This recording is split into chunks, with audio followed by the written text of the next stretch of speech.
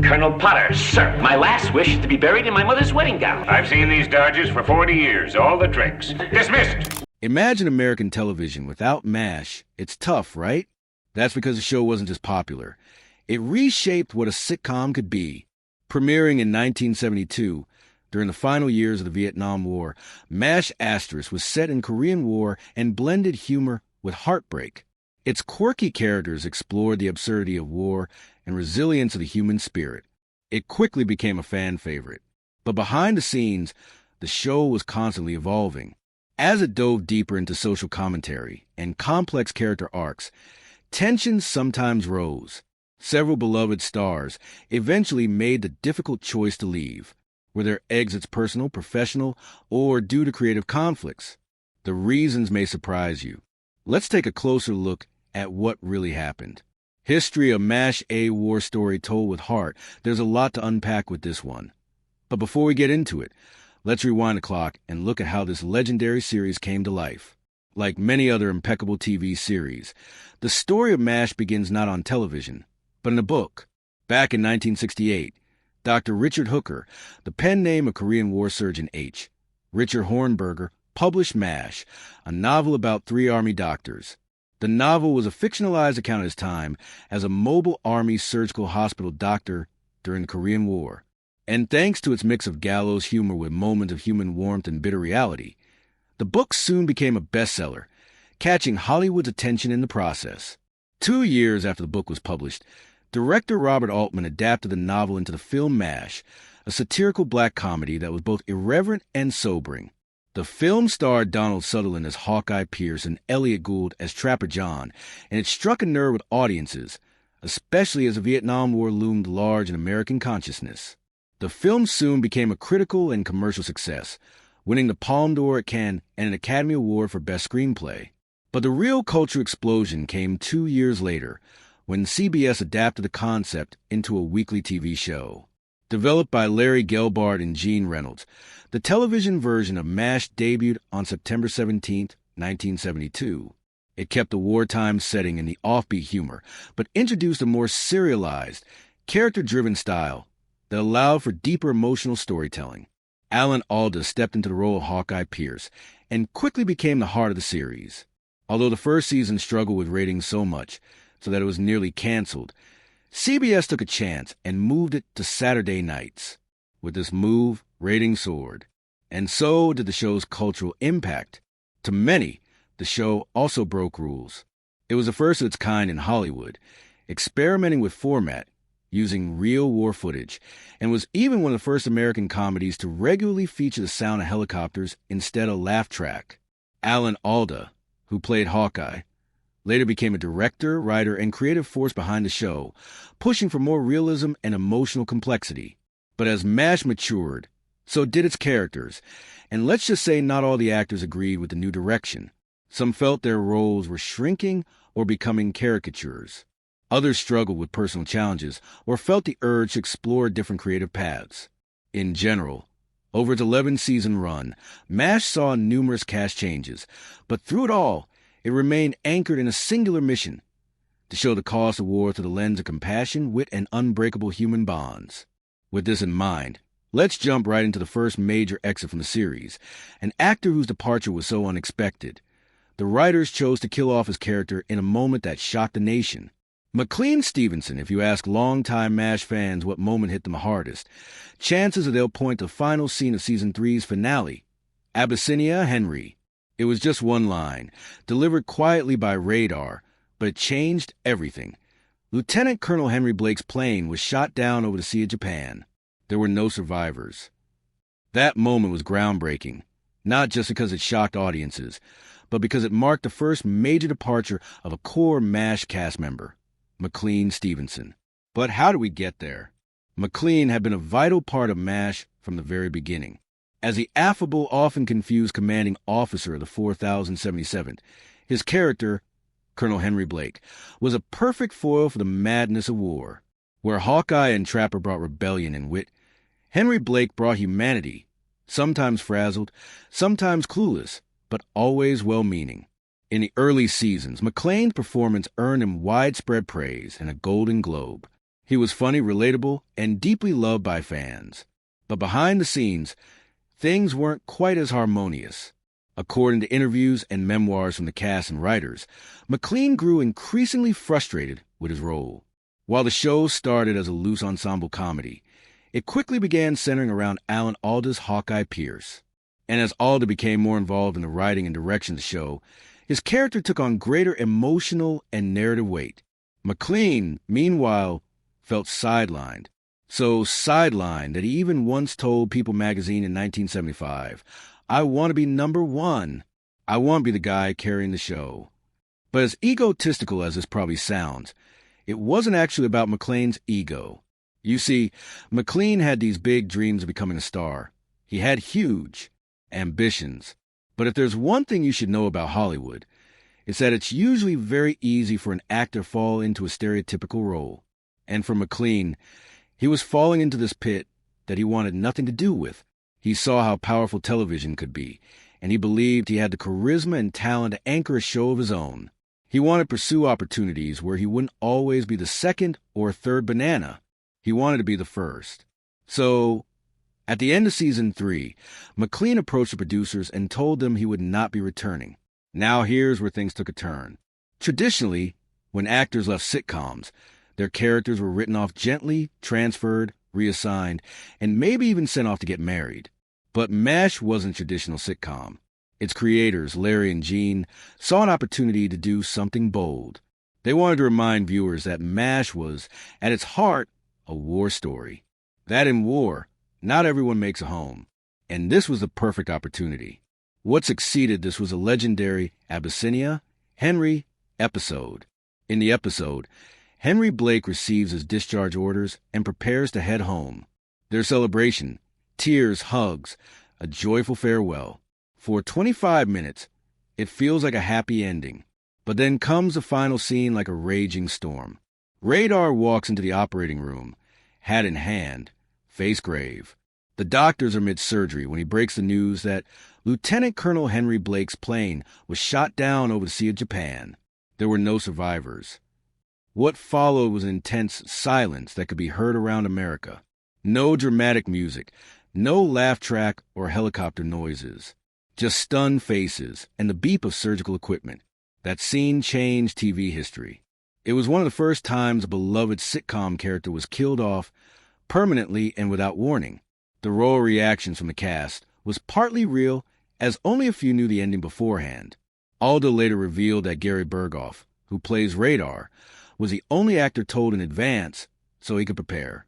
The rest of the cast was reacting genuinely in that final take. As soon as it aired, the episode generated an immediate and intense response.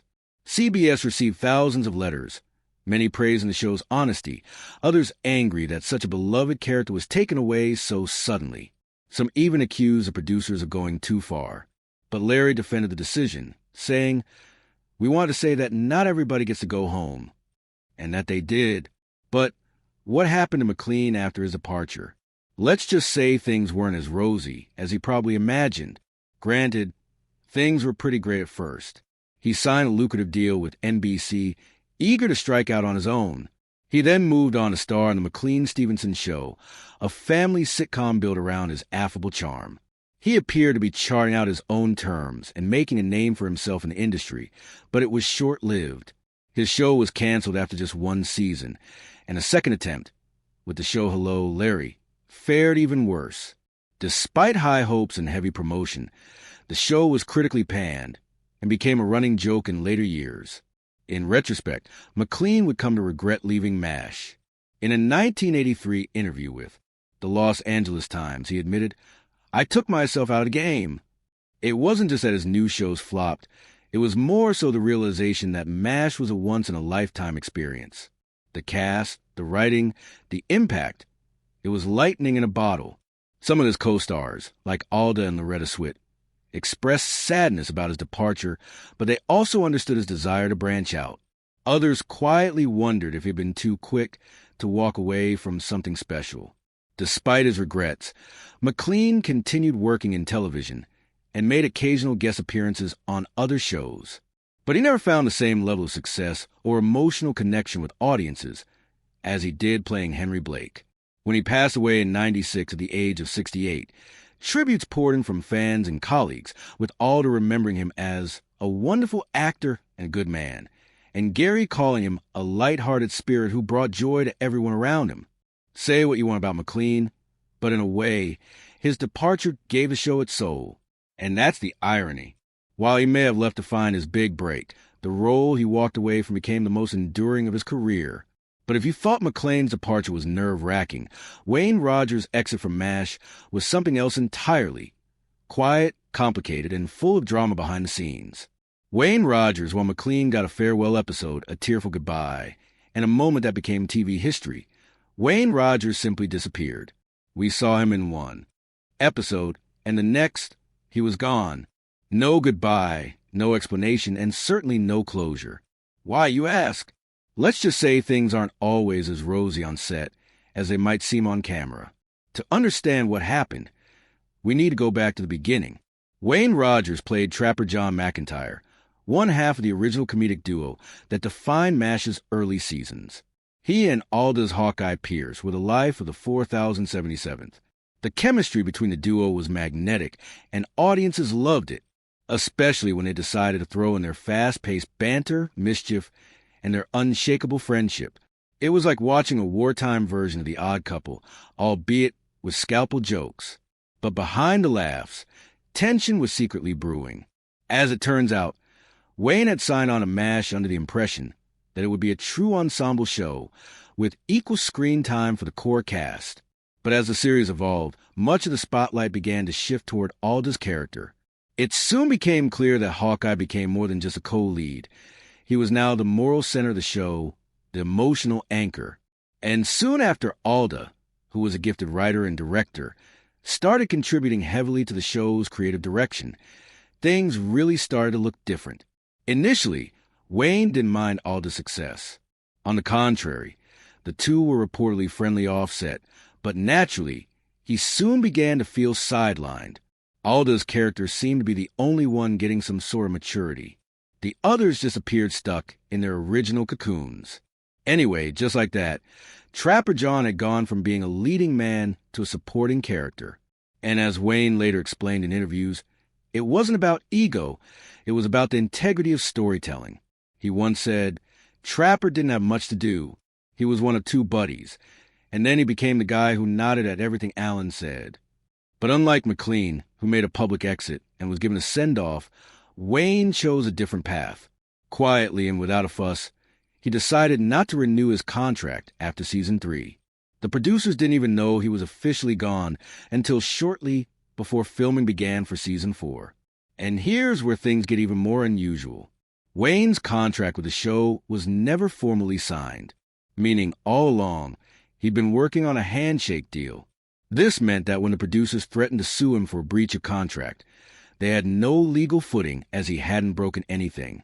He had simply walked away from a show he no longer believed was giving his character the space to grow. His departure was abrupt, and it left the writers scrambling. As a result, they had to rework the opening of season 4, explaining in the first episode that Trapper John had been discharged while Hawkeye was on leave. The reaction from the audience was brutal. First, Henry and now Trapper? Was this even real?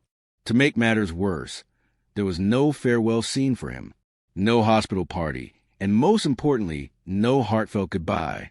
With the producers scrambling to do damage control, in Wayne's place came Mike Farrell as B.J. Honeycutt, a character written to be more grounded, emotionally complex, and perhaps less rebellious than Trapper.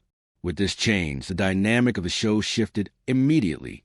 Gone was the buddy comedy edge, and it was a softer, more introspective version of the show. But here's the irony.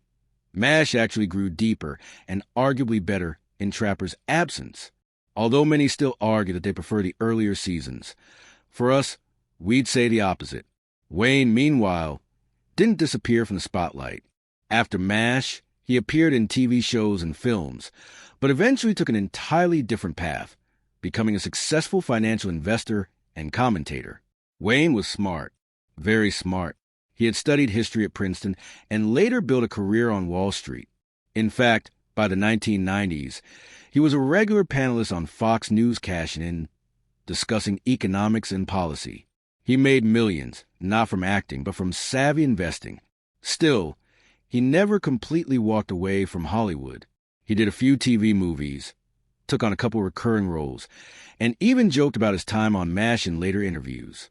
Despite the suddenness of his departure, there didn't seem to be any lasting bad blood between him and the cast. In fact, Aldo once said, "Wayne is one of the smartest people I've ever worked with. I miss him a lot when he left." That friendship remained intact.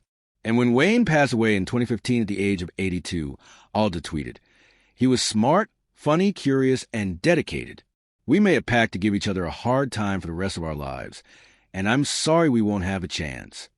Although Wayne left MASH at the height of its early popularity, without fanfare or applause, he's still remembered with affection by fans who loved Trapper's playful grin and easygoing charm.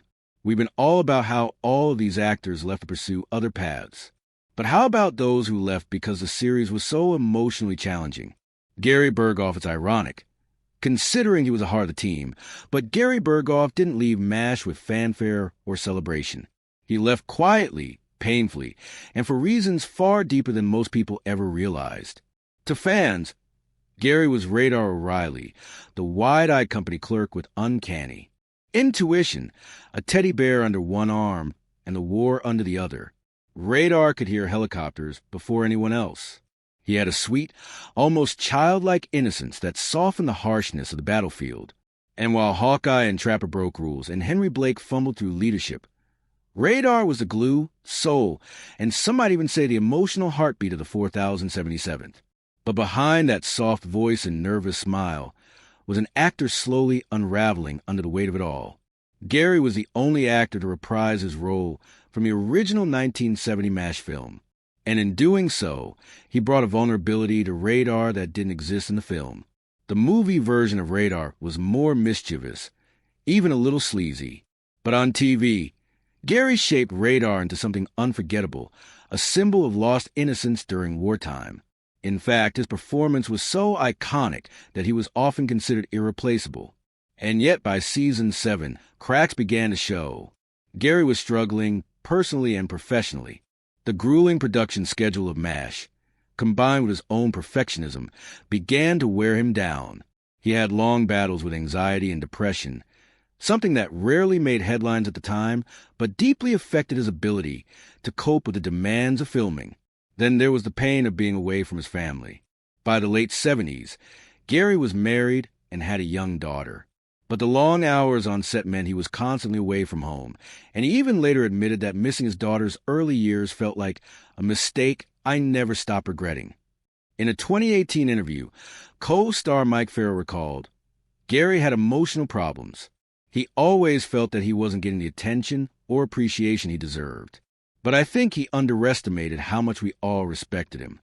There were also contractual disputes stemming from the fact that Gary wanted better pay, more flexibility, and less screen time so he could manage his personal life. The producers, aware of how central Radar was to the show, tried to accommodate him as best they could. At one point, Gary was even granted more time off and fewer appearances per season. But it wasn't enough for him. Emotionally, he was done. And so in season 8, he made the difficult decision to leave MASH for good. But this time, unlike Wayne, the show didn't let him slip away quietly. Radar got a 2-part farewell episode titled Goodbye, Radar, one of the most heart-wrenching storylines in the series. In it, Radar returns from leave to discover the 4077th falling apart in his absence. At first, he tries to fix everything, just like always, but in the end, he realizes it's time to move on. His mother needs him back home. His community farm is in trouble. And perhaps Radar has finally grown up. The final scene of the episode is nearly silent. Just Radar, walking away, silhouetted against Korean sky, his teddy bear left behind on Hawkeye's bunk. That moment was as emotional as it was touching. And it said everything the show couldn't put words to. And the audience felt that loss because watching him leave felt like saying goodbye to our own innocence. After MASH, Gary took a long break from acting. He made a few appearances, including a short-lived spin-off called Walter, where Radar became the rookie cop. But it didn't quite take off. Eventually, he chose to step away from Hollywood altogether. instead devoting himself to painting, wildlife conservation, and inventing. Yes, you heard right, inventing. He held several patents, including one for a fishing tackle system. His love for nature soon became a refuge and a way to heal from the pressures of fame and the emotional toll MASH Asterisk had taken on him. Gary would later explain that he left for two reasons: my family and burnout. I wanted to pick up the pieces of my life. And who could blame him? Today, Gary lives a quiet life. He doesn't do many interviews. He doesn't chase the spotlight. But every now and then, fans will spot him at a convention or read a rare quote, and they remember the kid with the soft heart and the big ears who could hear choppers before anyone else. Now, let's move on to the man who played one of TV's most hilarious villains, Larry Linville. It's hard to imagine early MASH Asterisk without Frank Burns, the rigid, petty, and hopelessly self-important character. Played perfection by Larry Linville, Major Burns was a character audiences loved to hate. His sycophantic obsession with rules, his secret affair with Major Houlihan, and his deep inferiority complex made him the perfect comic foil to Hawkeye and Trapper. But as the show matured, Frank's one-note villainy began to stand out, and not in a good way. While other characters deepened, Frank remained stuck in a loop. His insecurities never evolved, and his prejudices were never challenged. And Larry, an actor with far more range than he was allowed to show, started to feel the strain. By the end of Season 5, Larry made a bold decision. He wouldn't renew his contract. In his words, he had taken the character as far as he could. He wasn't fired and definitely wasn't pushed. He simply walked away, recognizing that MASH Asterisk was growing beyond Frank's limited function. And the ripple effect was enormous. With Frank gone, the show was free to explore more layered moral conflicts. There was no longer a need for a cartoon villain. The comedy could come from irony and humanity, rather than slapstick and cruelty. In many ways, we like to think that Larry's exit marked a creative crossroads for MASH Asterisk, one that would elevate from good to legendary. But that doesn't mean fans didn't feel the loss. 4 or 5 seasons, Frank was the punchline and the pressure. His departure forced the series to rethink its rhythm. And while his exit wasn't mourned in the show's storyline, he was written out off-screen as having received a cushy promotion. It was deeply felt in the show's DNA. Larry went on to do guest roles in TV and film, but never again found a part as visible or as unforgettable as Major Frank Burns. Not only was Larry's character written out of the show, another character, who would also later leave the show, was written in to kind of take his place. David Ogden Stiers. If Frank Burns was a cartoon villain, Charles Emerson Winchester III was the slow burn, brought in to replace Frank in Season 6. Winchester couldn't have been more different. Cultured, brilliant, arrogant, and deeply private. He was more than just an antagonist. He was a challenge. To Hawkeye, to BJ, to the very tone of the show itself. And David Ogden Stiers played him with exquisite restraint. At first, Winchester came off as pompous and insufferable, but over time, cracks began to show. He wasn't heartless, just guarded, and he definitely wasn't cruel, maybe just a little proud. Beneath the layers of opera and wine talk was a man reckoning with the brutal reality of war, one patient at a time. Unlike Larry or the others, David didn't exit mid-series. He stayed until the final episode, leaving not in protest, but in poetic closure. His final scene, teaching Chinese POWs to play Mozart, is one of the most hauntingly beautiful moments in television history. And that was the power of Winchester. He wasn't there to be liked. He was there to remind us that war breaks everyone, even those who think they're too refined to be touched by it. When given a chance to join the spin-off after MASH Asterisk, David passed on it, explaining that his character's arc was complete.